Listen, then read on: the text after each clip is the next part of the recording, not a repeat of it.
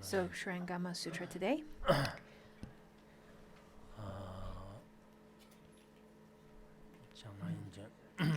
Before the actual teaching, I would like to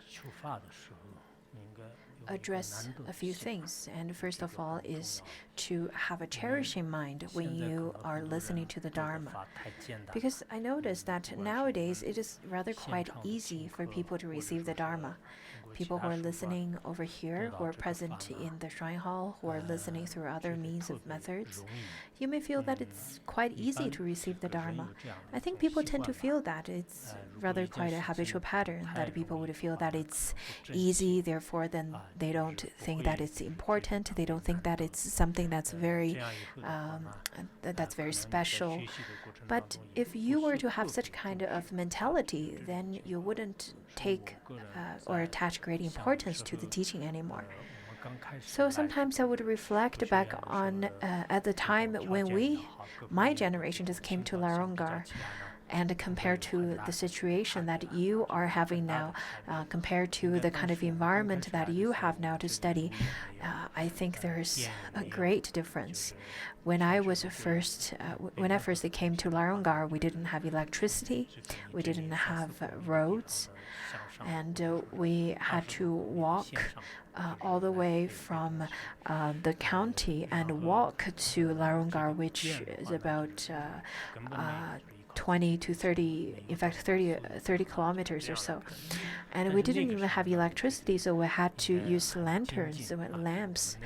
And despite these kinds of difficulties,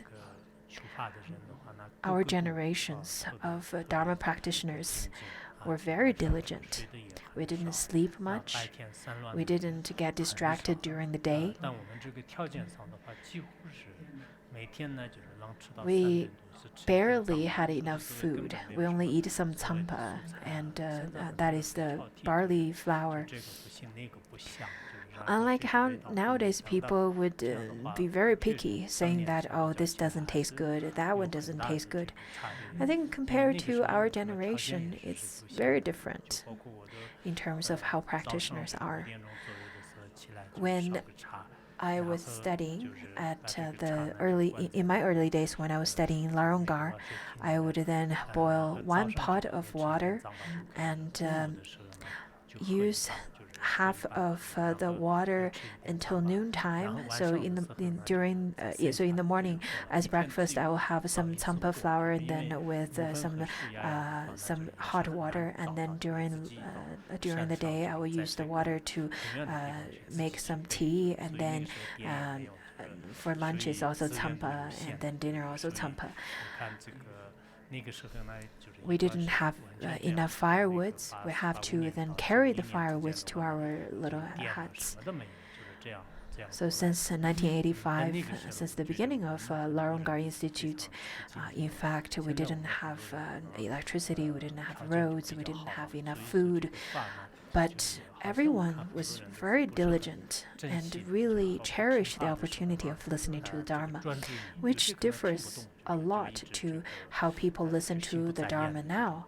Because I see how people listen to the Dharma, they're very distracted. Sometimes they would chat underneath the class, or behind the Dharma teacher. Sometimes they would even doze off. But I would truly advise you, whenever you're listening to the Dharma, if your mind is completely focused and placed on the Dharma teaching, your afflictions and everything will then disperse. And so I think it's quite important to remain a sense of enthusiasm instead of just trying to get through the day. So this kind of mentality is really quite important. So either you choose to listen to the Dharma wholeheartedly, or just might as well do not listen to it at all. Otherwise, I think you won't be able to gain benefit. If you were to have a great veneration towards Dharma and cherish the opportunity, then you will be able to receive the blessings and great benefits of the Dharma that is gained through the previous masters. Now, let's talk about the actual teaching. We are going to talk about the 7 attempts of searching for the mind, which is quite famous and very renowned in the teaching of Surangama Sutra. In the Vajrayana teaching, we often talk about the coming and going of the mind, searching for the coming, abiding, and going of the mind. Over here, the teaching talks about whether the mind is outside, inside, within the body faculty or organs, or somewhere else. In fact, this ways of searching for the mind is very similar to the Vajrayana teaching. Therefore, I myself really think the Surangama Sutra should be called rather, or belong to the Tantra aspect.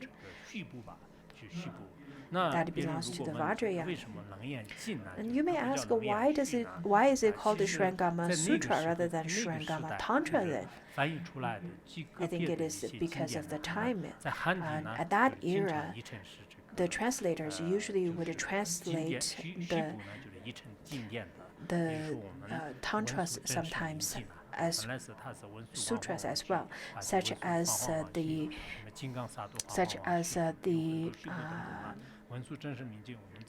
Manjushri Nama Gosha Tantra. In fact, in Chinese it is translated as sutra. There are many cases like that. In Japan, there is also another teaching. It is the Vajra Sutra, which is also translated as the Tantra in Tibetan. So many of the Tantras, when it was translated, the title is translated into Sutra rather than Tantra.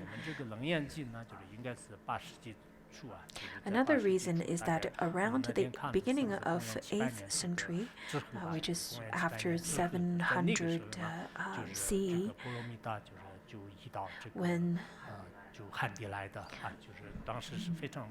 the translator brought this sutra to, when Paramiti brought this sutra to mainland China, it was rather through a very secretive way.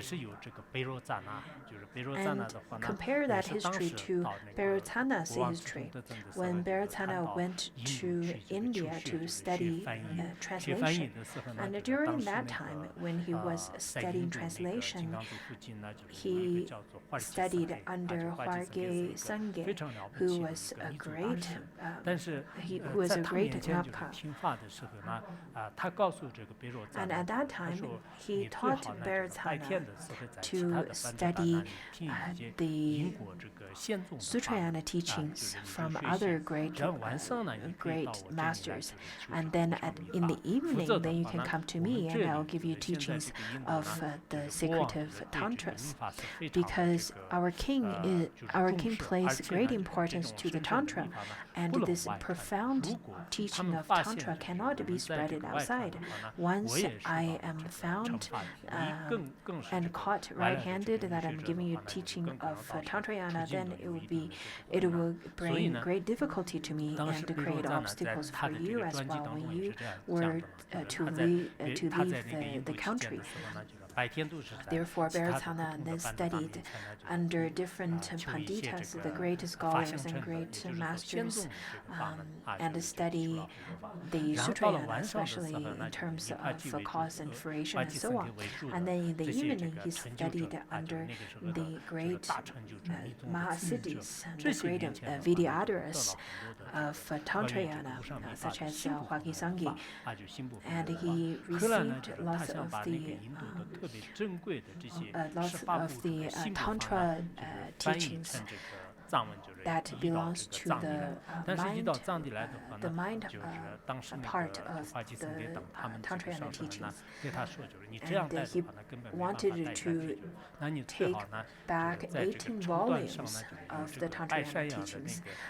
But he was told that it is definitely not going to work. Therefore, Hwagi Sangye gave him the method, saying that you should use the goat's milk to write on the white silk, and then afterwards, once it dries, you can take this silk to your country, and then you should use the smoke to smoke the silk, and then at that time all the words will appear, and then you'll be able to read it again.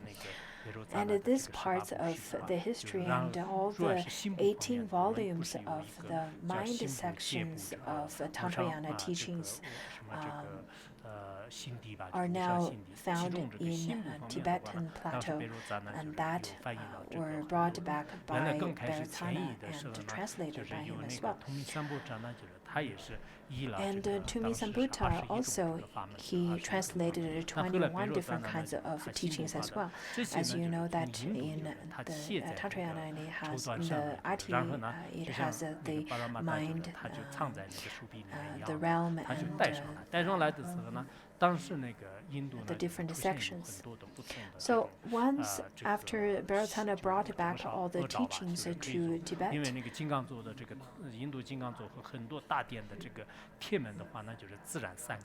at that time, after he brought back those volumes, back in India, lots of inauspicious signs happen in India.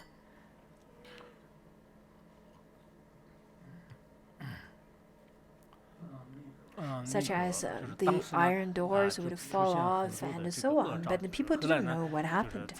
And later on, after a long period of time, the people got to know that Bharatana took away lots of the Tantrayana teachings to Tibet.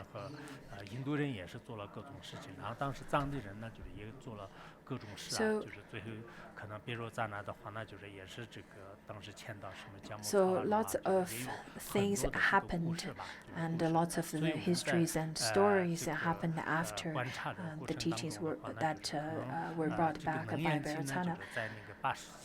So around the similar period of time, then in fact afterwards, in the 8th century, Surangama Sutra could be considered as a Tantrayana teachings, especially in India. It was kept in deep secret.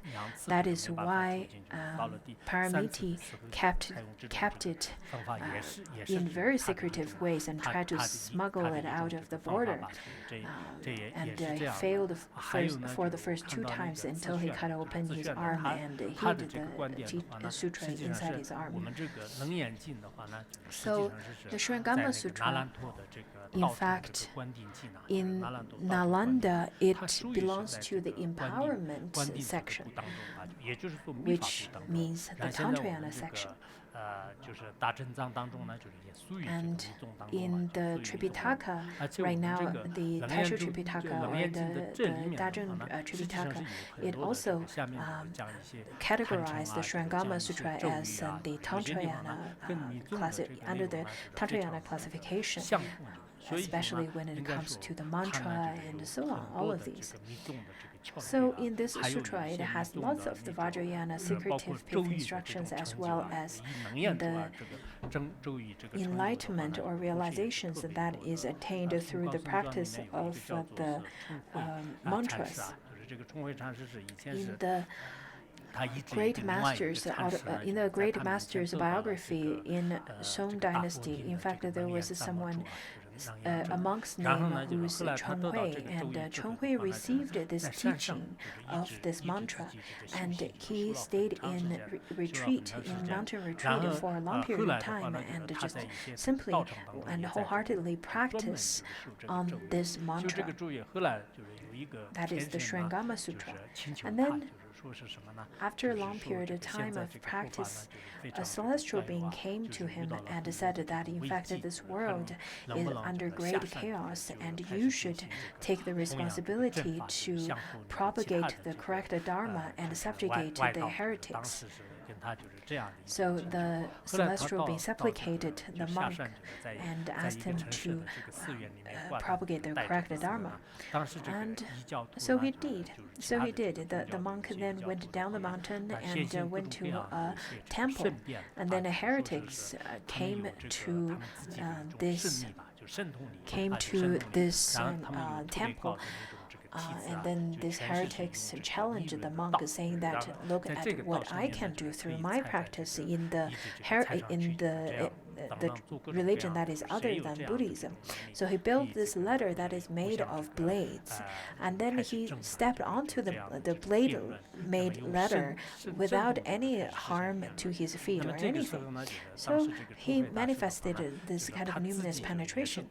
Then the Master Cheng Hui, the monk, said that not only I can do that, I can build a much higher ladder than yours. So he built this blade-made ladder that is much higher than the one that is made by the heretics before, and stepped onto those ladders and walked on the ladders bare feet, but without any pain or bleed. Rather, he walked on it with great ease, just as if he was walking on the flat ground. Also, he put his hands into the burning, the boiling hot oil and into the burning fire, and walking on the fire and chewing the raw iron. And he made lots of those miraculous actions, but nothing harmful happened to him. And after witnessing such, the heretics got really scared off and run off. And the emperor got to know this miraculous penetration that is attained by this monk. So he gifted this monk a rare-colored, beautiful robe, also a name that is the country protector, the Tripitaka master of country protector. So you can see the Surangama Sutra and Surangama mantra is something that could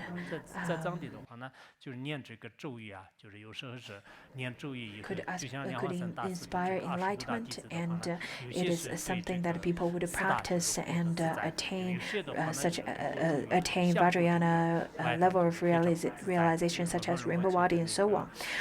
For example, Padmasambhava, who can then subjugate all the different kind of maras without any kind of deliberate effort, rather quite at ease.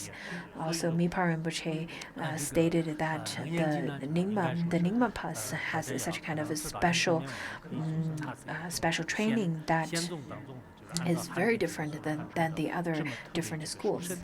So Surangama Sutra is a very supreme and real rare treasure and gem of the Sutrayana teachings that is currently propagated in mainland. And the teachings that is within the Surangama Sutra, I think there are the pithy instructions, there are the pointing out instructions, and the instructions of recognizing one's own mind. So all these kind of hidden treasures are included in the Surangama Sutra.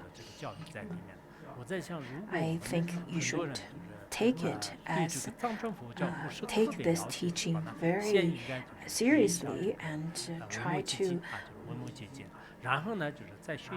try to see how the Surangama Sutra has all the hidden teachings in it.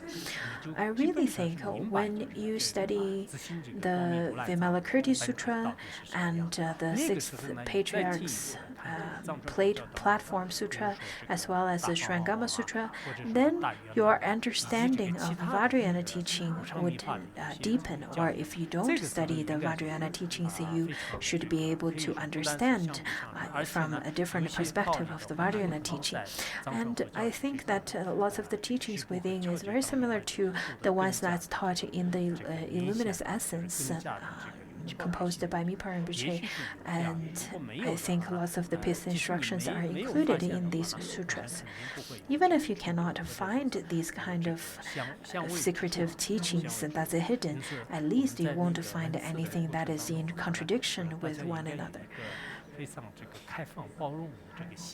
In fact, in my previous book on the question and answers of Vajrayana,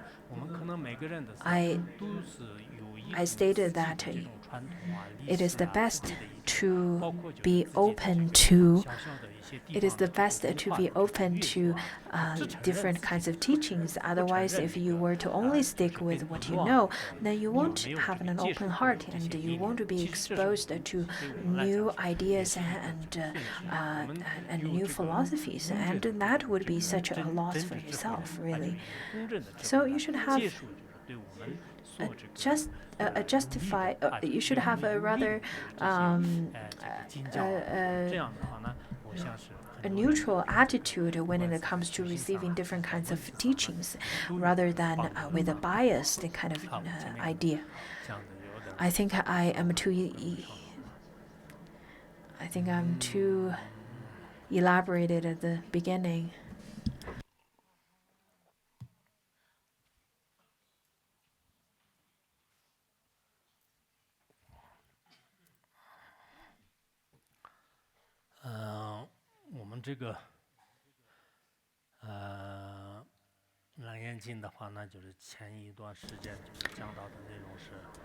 So Surangama Sutra. Last time I think we stopped at the place where Ananda met the Matangi woman, and he encountered this tiny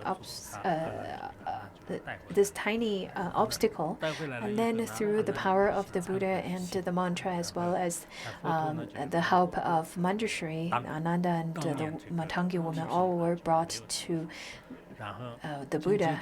But the Buddha did not scold him in front of everyone. Rather, he asked Ananda, saying that, why did you get ordained in front of me?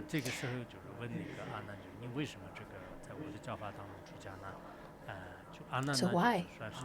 And then Ananda, I think he belongs to one of those lookism people. He said that, oh, because you look so beautiful, I think the Buddha looked really beautiful. That's why I want to get ordained. So at that time, he didn't really have any mind of renunciation or bodhicitta. He didn't have any of those. But he only were attracted to the physical appearance of the Buddha. So Ananda said that, because I saw that you're so beautiful, therefore I want to get ordained and follow you. And then the Buddha said that, well, so how did you perceive my beauty? The Buddha asked. And then Ananda said that, well, because through my eyes and my mind. Through my eyes I can see and my mind knows. And then the Buddha continued to ask, saying that, so where is your mind? And Ananda started saying that, well, mind is within my body, just as how. And then the Buddha also asked, where's your eye? Ananda said that just as how your beautiful eyes are on your face, my eyes are on my face.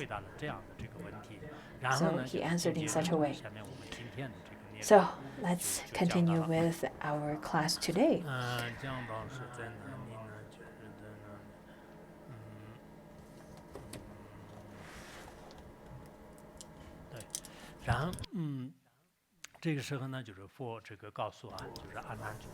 So the Buddha asked, now as you sit in this hall, where do you see Jetavana Park? Where do you see the Jata grove? The Buddha asked. So why don't you look at Jata grove? If you were to remember, in fact, this grove was offered by the prince.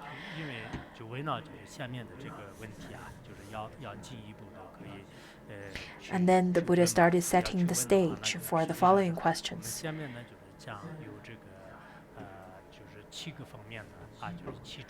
There are the 7 attempts of searching for the mind. And these are the 7 peace instructions given by the Buddha. In fact, these 7 are very famous and very well known and renowned by the previous masters in the history. Some great masters, they introduced in the way that these 7 questions are step by step, layers by layers, such as Master Jin Jian, and he said,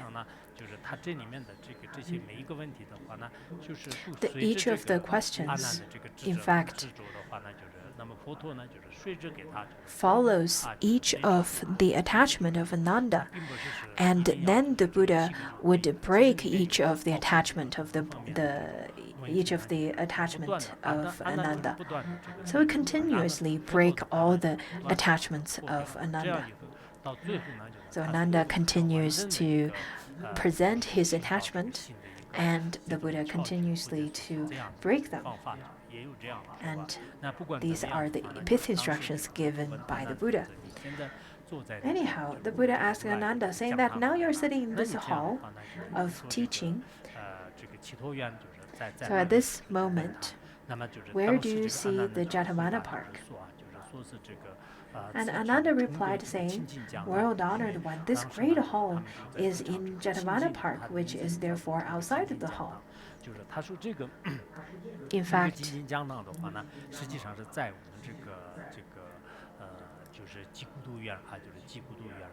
this great hall is inside of the Jata Grove.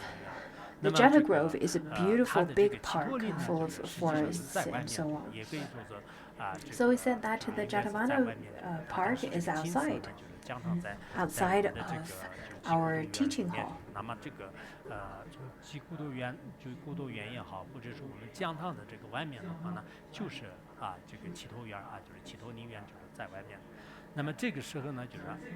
And then at that time,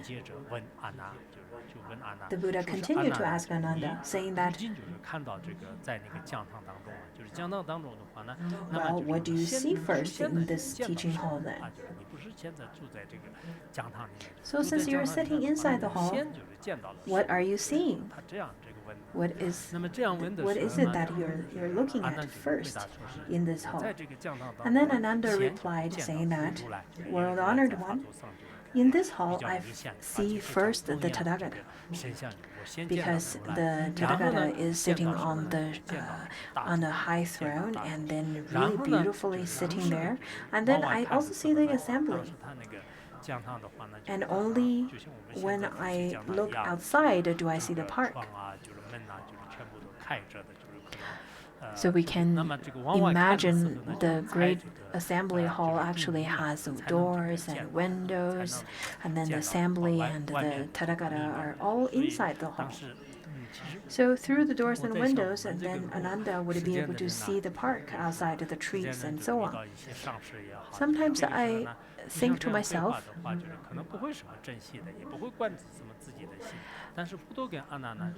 if a mundane being were to have such kind of conversation with a great master, I think the modern people won't cherish such kind of opportunity.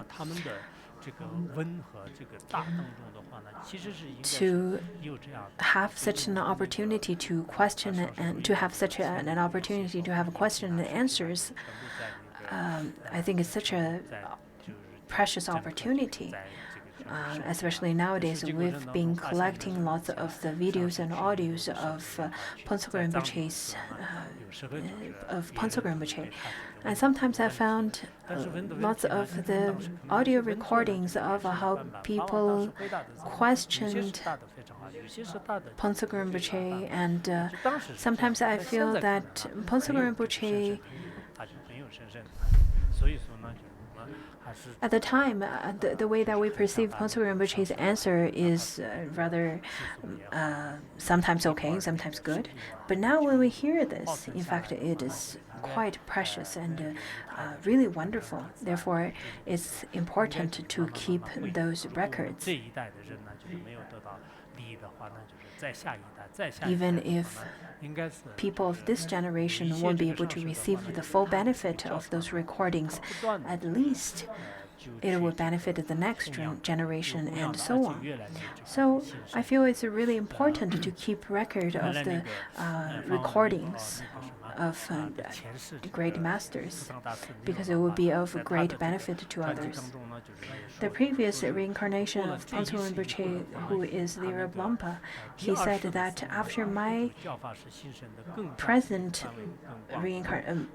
life, in my next lifetime, in fact, my teaching will be propagated even much more further than my present lifetime. All the way from Nepal to mainland China, the Dharma will be widely propagated. And this was written in the concluding sentence of Terma.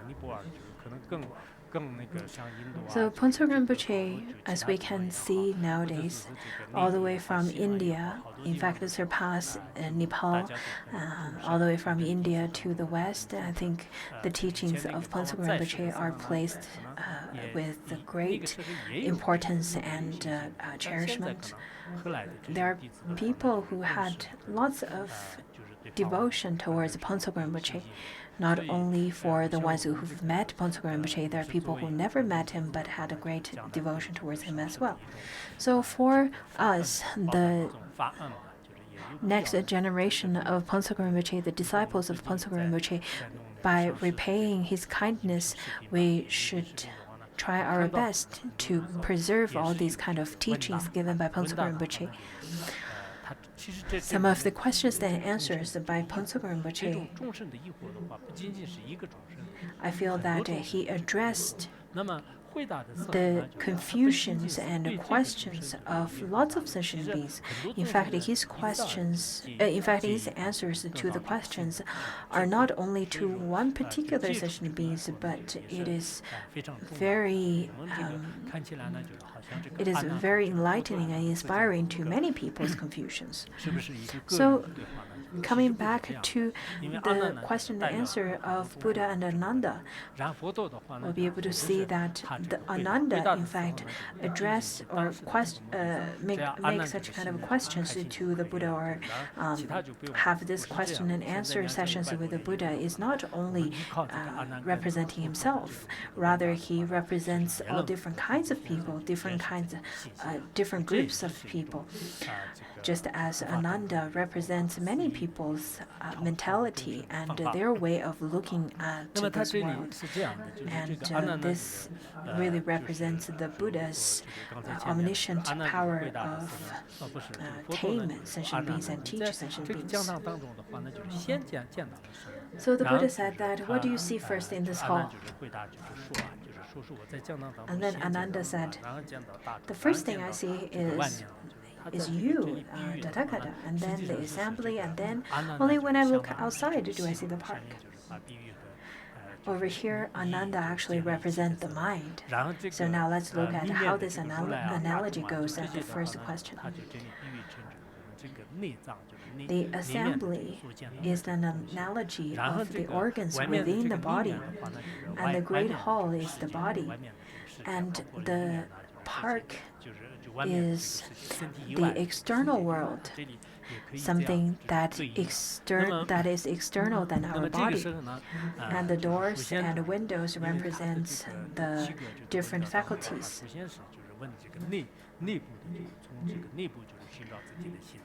The first attempt of finding the mind is attempt of finding the mind from within the body.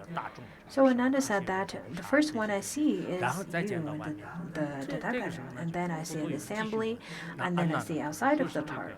outside of the Great Hall, that is the park. And then the Buddha asked, when you see the park, what caused you to do so? What is it that you rely upon so that you can see the park? You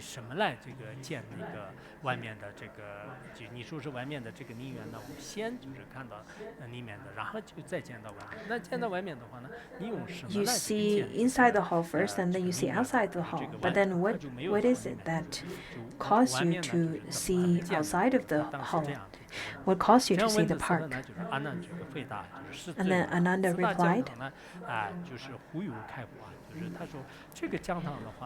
it is because the doors and windows are open.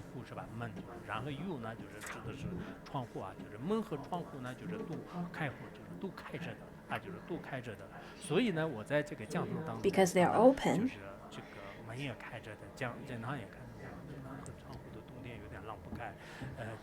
I think our doors and windows are closed because it's a bit cold. And on our doors it says that please close the door behind you.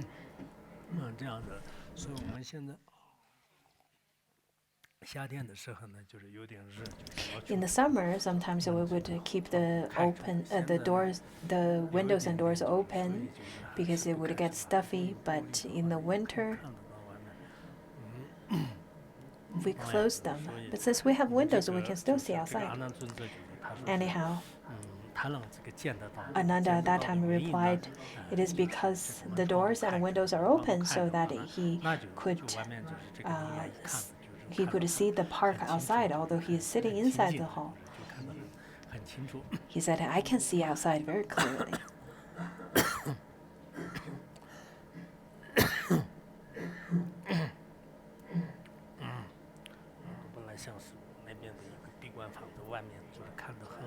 Originally, I wanted to show you a picture.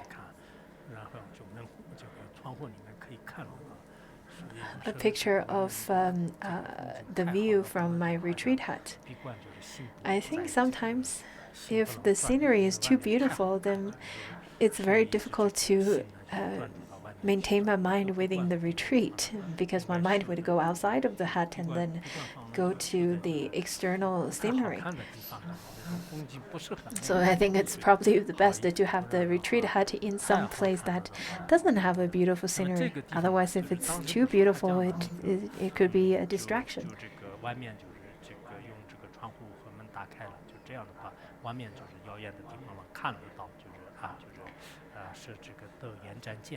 So through the doors and the windows, Ananda could see outside of the hall and see the park.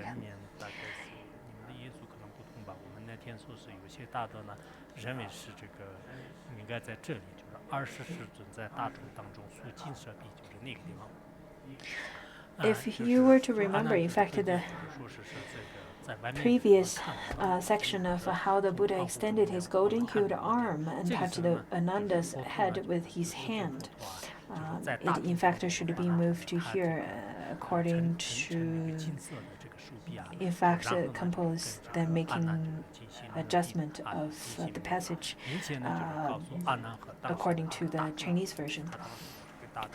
But the English version is correct. So the Buddha then extended his golden-hued arm and touched Ananda's head with his hand, and saying that there is a samadhi called all-embracing supreme Surangama. This is the name of the samadhi.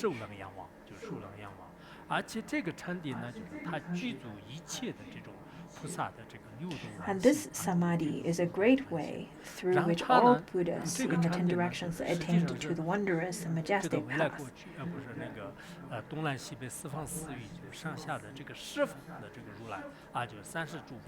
The Buddhas from 10 directions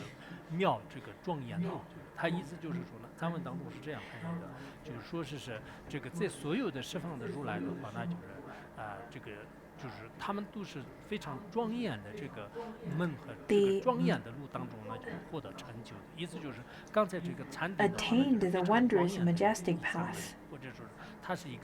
So this is quite a majestic and really beautiful path, a beautiful way. And that's the way that the Buddhas from 10 directions attained realization. And this kind of path is the samadhi called all-embracing supreme Surangama. And that's the door and the path of all the Buddhas of the 10 directions. Therefore, you should listen attentively, Ananda. I will now expound this Dharma to you.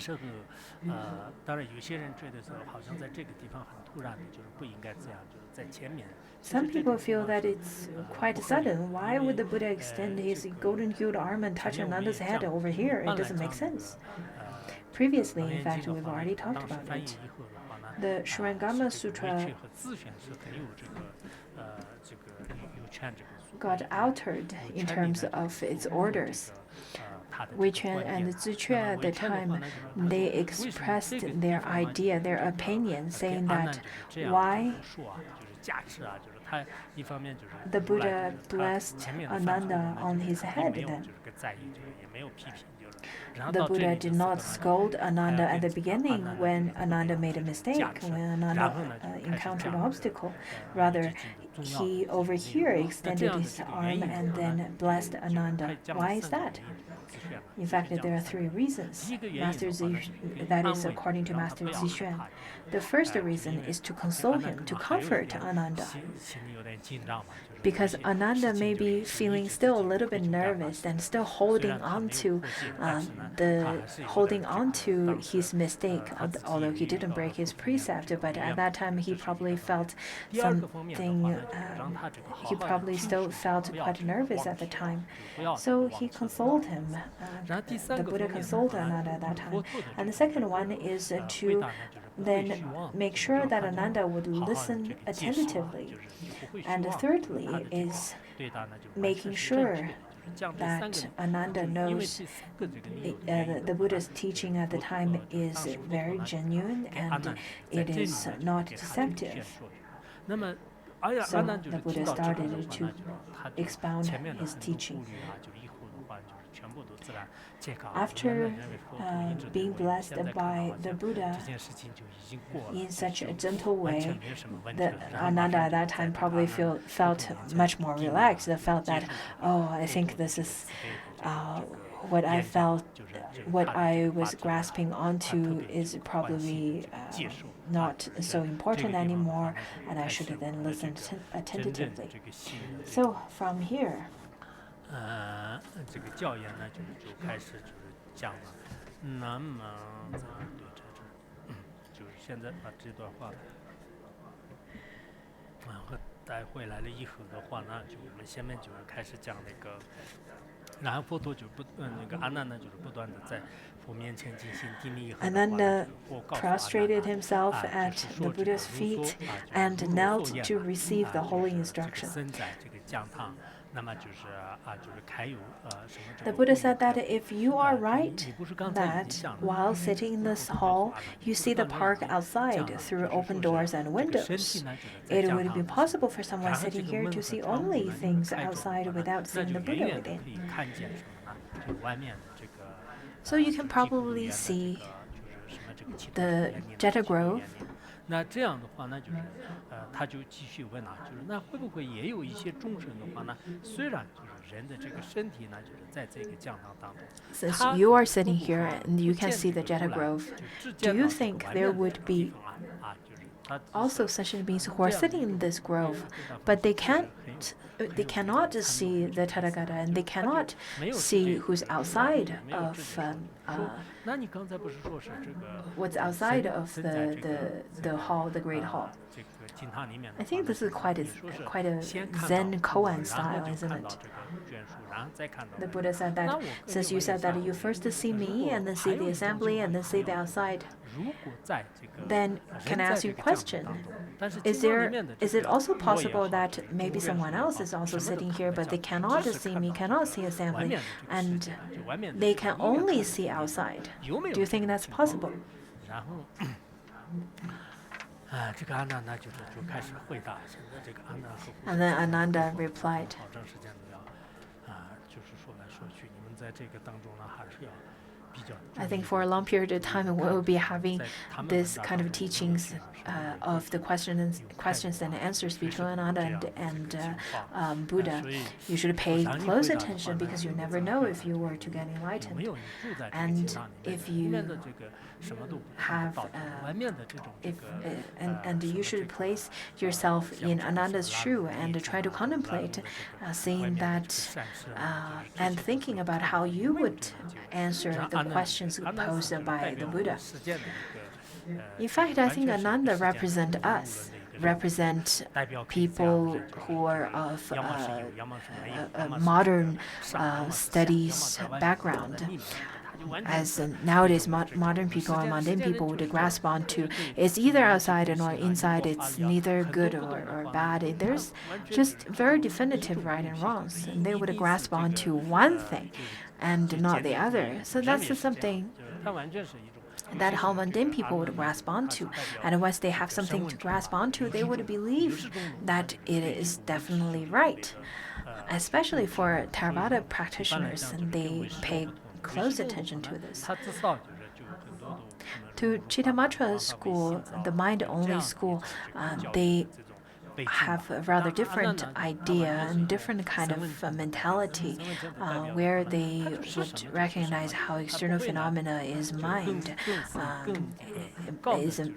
But Ananda, as a Shravaka, then he holds onto solidity much more than the mind-only schools. So Ananda replies, and his replies are very much coincide with lots of the mundane beings. And I think the mundane beings are still far away from what Ananda was are still quite far away from the level of Ananda, because Ananda is quite proficient in listening and contemplation.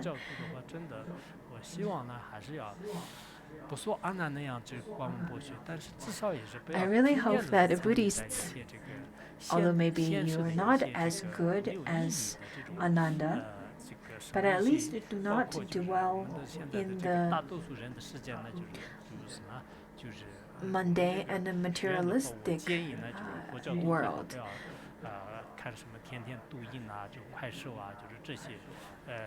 Especially for the monastics and for the students over here, I really hope that you do not dwell in the world of TikTok and different kinds of software like that. Do not make a smile and make different kinds of short clips, because it is really meaningless.